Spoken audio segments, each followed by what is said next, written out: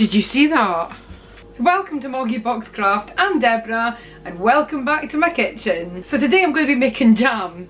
Redcurrant jam. I've also got some blackcurrants, not very many, but I'm going to throw them in there as well because I don't really know what else to do with them. I've not made jam before, but that won't deter me. So you're either watching this video because it's been really successful or it's been a complete fail and I'm posting it anyway. So let's get started. So the first thing you're going to need is fruit. I grew my fruit in my garden. So the first thing I did is went in the garden a couple of weeks ago and harvested all my red currants. Throw that clip. So these are my red currants. I've already harvested everything off here. It's looking pretty bare. So I've still got all these red currants to harvest. And then we can crack on making some jam. So I've finished harvesting all the red currants. I tend to pick them in a sieve, so it makes it easier to wash them. Give them a rinse with some cold water. Now my red currants are kind of clean, although they've got a dog hair in them. Excellent. I'm just going to pop them in a takeaway container, Tupperware thing, just like that. Pop a lid on. So I'm just going to pop this in my freezer until I'm ready to make jam. So earlier today I took my blackcurrants and red currants back out the freezer and defrosted them. These are my red currants. They are a little bit soggy looking, but it doesn't matter because we're boiling them up and making it into jam. These are the blackcurrants. They definitely look a lot bit better. For making jam, what are you going to need? Well, obviously you're going to need your fruits. You're going to need sugar. I do have jam sugar in here, but I didn't quite have enough. So I have popped in a little bit of this granulated sugar as well. Kitchen scales. You're going to need some empty jars to put your jam in. I've got some greaseproof or baking paper. And we've got some spiced rum. Wooden spoon for stirring. Couple of pots. A sugar thermometer would be handy as well. Because I don't have one of those, I'm just going to use tried and tested old methods. Old traditional methods of finding the setting point of my jam. Fingers crossed. Step 1 calls for a preserving pan. I don't really know what a preserving pan is. I have this pan. Apparently a preserving pan has a heavy base to distribute the heat so there's less hot spots in problem areas. This is the only pan I have that I think fits the criteria. So it's got a heavy base, so that's what we're going to use. So all we're going to do is add the fruit, add the water and bring to a boil. Sounds simple enough, doesn't it? When I weighed this earlier, it was 1,557 grams of red currants. I imagine there's a bit of extra water in here after washing the red currants and then freezing them, so I've wringed it down to 1.5 kilos. So we are just going to pop that in here. And then my black currants weigh in at 132 grams, so we're just going to pop them in as well. So to this pot I'm going to add 1,125 millilitres of water. We are going to bring this to a boil. So the fruit and water mix is now boiling. So we're going to turn that down to a simmer. So I'm going to leave this to simmer for 25 minutes or till the mix reduces by about a third. We've been simmering for 25 minutes. That's how the mix looks. I wasn't sure if I should put this through a sieve because it's going to be quite bitty. So, trusty hand mixer. Oh, that looks really nice. I mean, I much prefer a kind of smooth jam with a few seeds. So, I think we've achieved that. Now we're going to move on to sugar. So I do have this book which I refer to when it comes to preserving jams, chutneys. Love this book. That's who the book is by. The book's just called Preserving. If I can find a link for this, I shall put it in the description box below for you guys.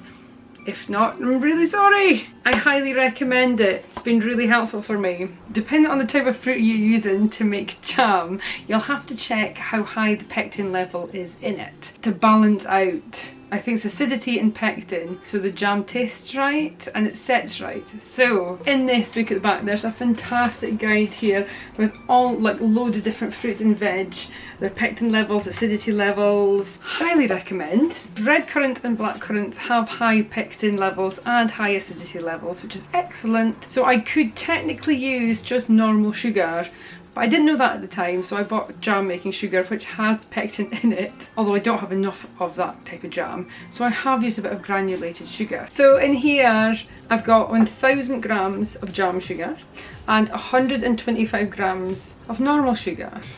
Love the colour of that. So I'm going to go ahead and add the sugar into the pot.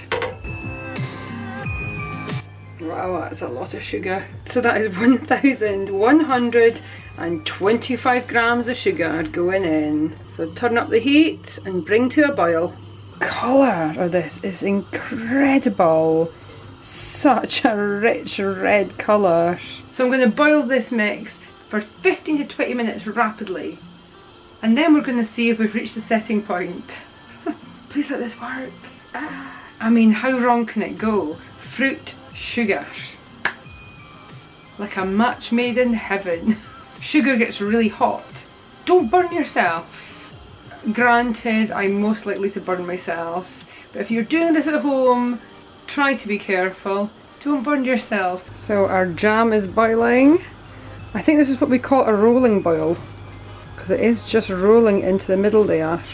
Hopefully this is right. I was fearful for a second that it was going to boil over, but we seem to be doing okay so far. Try and skim off any froth that forms on the top of your jam. Get it out of the way. The jam's been boiling for 20 minutes now. I'm not quite sure it's ready. There's 2 tests we've got to do. No, there's no way that's ready, surely not. So one, you ladle it on a plate.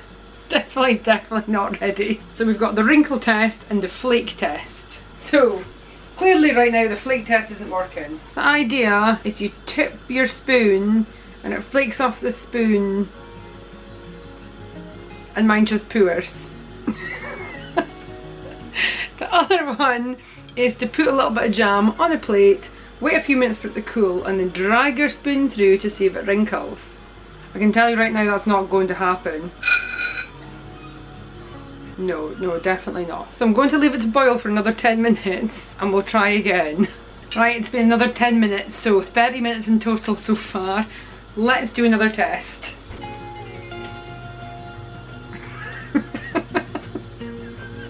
It's definitely not there yet. This is wrinkled at all. Did you see that? Did that just wrinkle? Oh, it nearly wrinkled. Right, I'll leave it on for 5 more minutes. Let's get the timer on. 5 more minutes and we'll test again. Actually, while we're here, shall I have a little taste?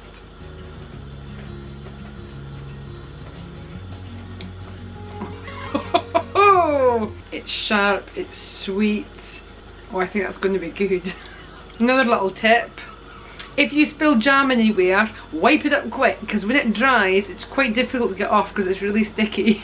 I think I might have burnt it. No! Ah! Can you burn jam?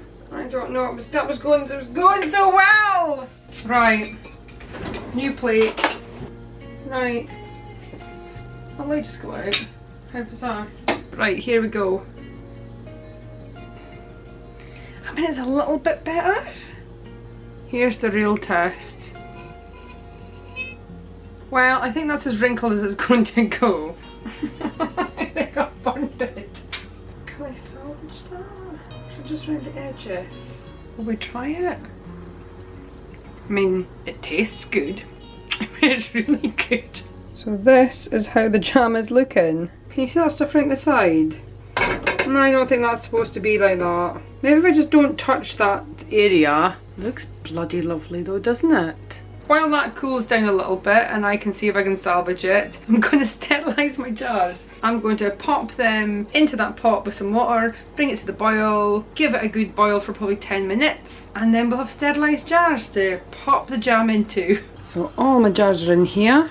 I'm going to bring this to a boil to get them sterilised. I ended up not using this pot. I'm using the bigger pot instead. This one's just not big enough. While my jars are boiling and getting sterilised, I've got some parchment paper and some scissors. So I'm going to cut out some little circles to go on top of my jam. Well, on top of the jam in the jars. The jars are finished boiling. They're completely sterilised. We're going to get the jars out of there, over here, and then we're going to get the jam in there.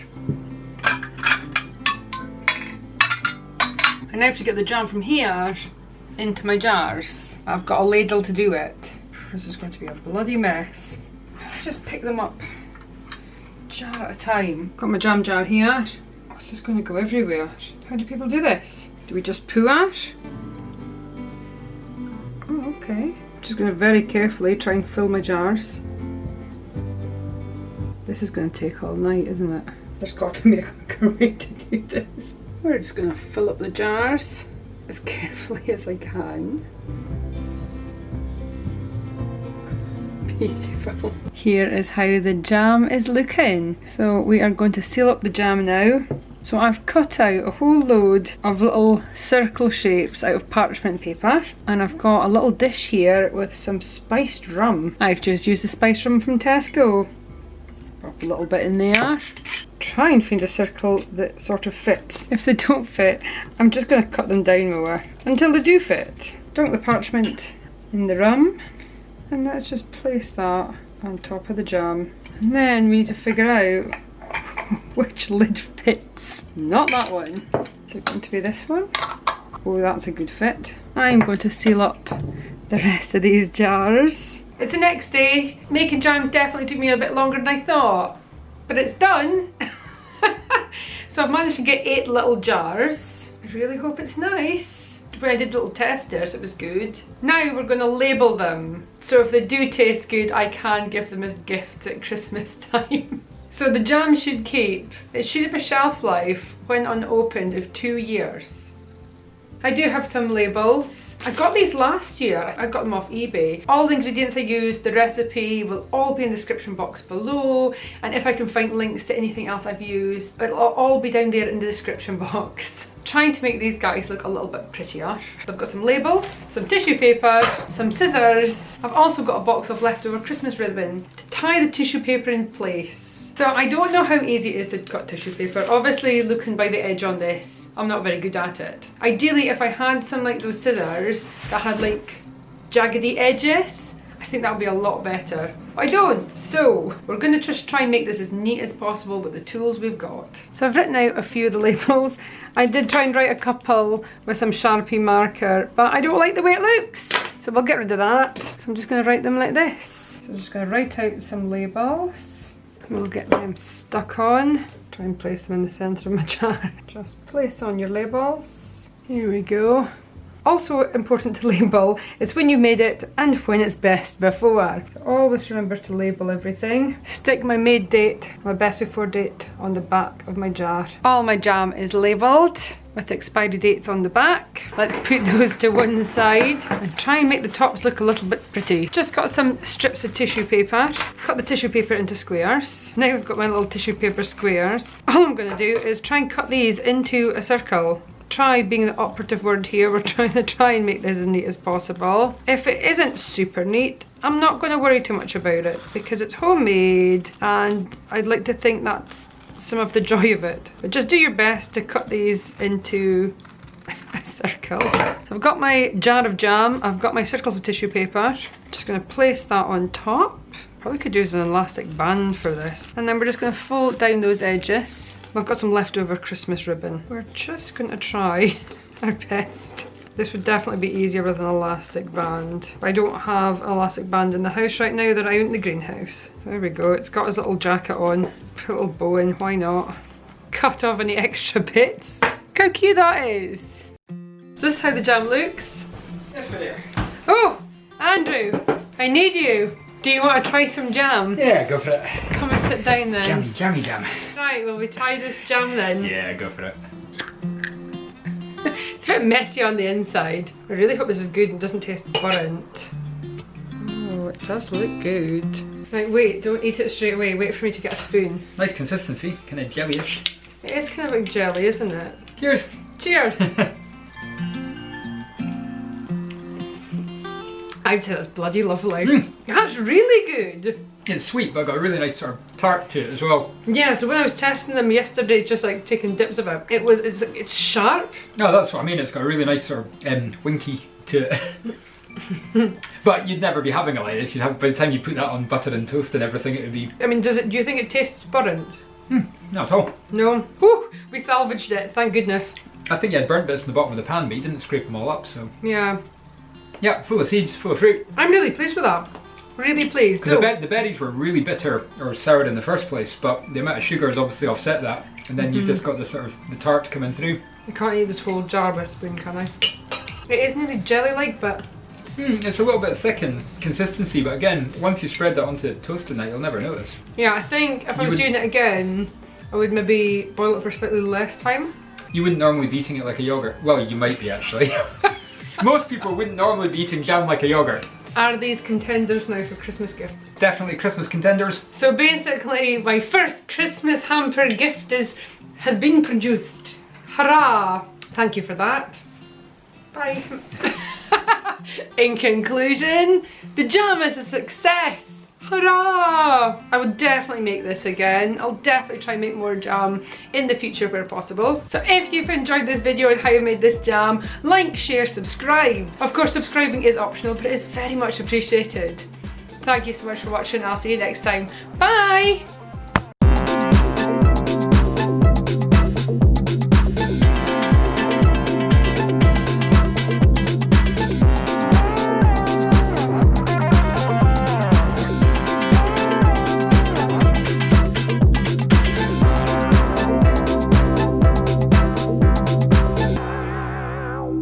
So while my jars are boiling and getting sterilised, I've got some scissors and some parchment paper. No, thank you, not today. I'm busy. Oh, it's a hideous little bow, but again, it's homemade. I'm sure my friends and family will appreciate it.